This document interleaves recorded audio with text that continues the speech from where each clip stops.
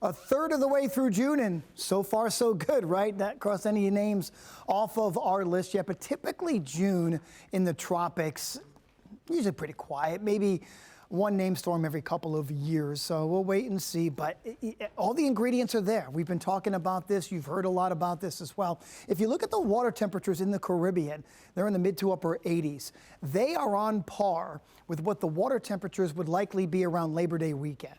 Think about that for a second. Here in early June, the water temperatures are as warm as they would typically be in the Caribbean around Labor Day.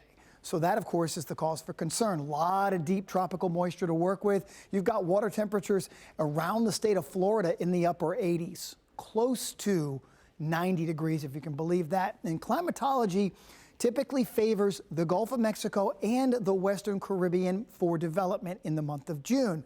Then it starts to expand outward. So typically in June, we're not looking right off the coast of Africa. You see a lot of this Saharan dust. This is what typically keeps the season relatively quiet in June, because this dust can come all the way across the Atlantic, and you can see it coming off the coast now. Typically by mid-July, this will start to wane, and then you'll be seeing more and more of those robust tropical waves coming off the coast of Africa. Meanwhile, though, you see all of this in the Western Caribbean.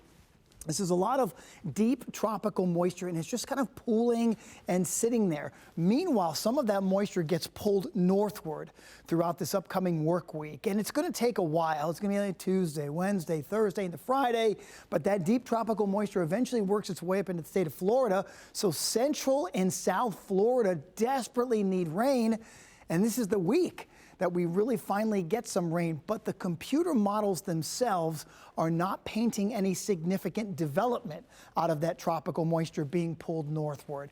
But with that said, the state of Florida, especially Central and South Florida, gets a good soaking this week due to that deep tropical moisture from the Western Caribbean. We'll keep an eye on it, and thanks for tuning in.